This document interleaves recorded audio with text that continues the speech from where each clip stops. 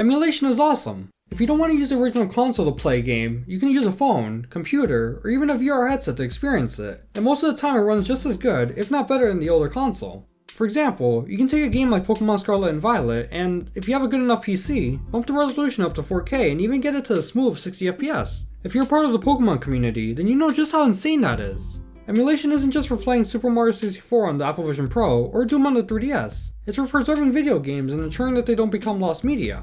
According to a study done by the Video Game History Foundation, 87% of games released before 2010 aren't available for purchase, leaving going to some boring library and piracy as your only ways of playing them. If we go the piracy route, you need an emulator like RetroArch, Citra, or Yuzu to play the ROM. Emulators are the backbone of video game preservation and essential for playing most of your childhood games. And that's why the announcement of gaming's two most prominent emulators, Yuzu and Citra, crumbling faster than I can tell you to subscribe, is a massive setback for everyone and makes me think that the golden age of Nintendo emulation is over. So, context, on February 27th, 2024, Nintendo sued Team Yuzu, arguing that they bypass encryption on their Switch games and help facilitate Switch piracy. Then, on March 4th, Yuzu settled the lawsuit and agreed to pay $2.4 million to Nintendo and take down Yuzu, a Switch emulator, and Citra, a 3DS emulator. Now, Nintendo never mentions this in their lawsuit, but a lot of people think that the main reason why Yuzu is being targeted, aside from Tears of the Kingdom being pirated so much before release, is because of their Patreon.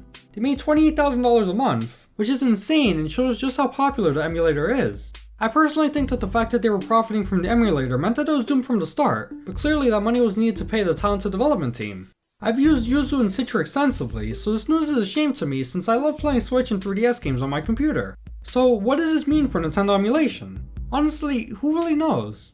I think Rujinx, the other popular Switch emulator, has a similar chance of getting sued by Nintendo, especially since they also have a Patreon, although that only makes $1,000 a month. And what will stop Nintendo from suing every emulator of their consoles in existence, especially if the developers don't have deep enough pockets to fight against them?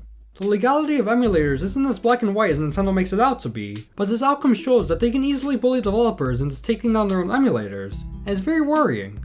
On the other hand, I like this one comment that a Reddit user made. This isn't the end of Nintendo Switch or 3DS emulation. Both Yuzu and Citra are open source, so you can get the source code and create your own version of these emulators. It's cool and shows that even when faced with lawsuits and legal threats, the emulation community will live on.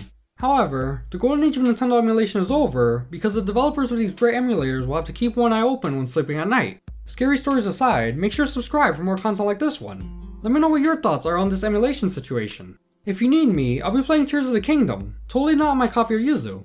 Thanks for watching, I hope you enjoyed, and take care.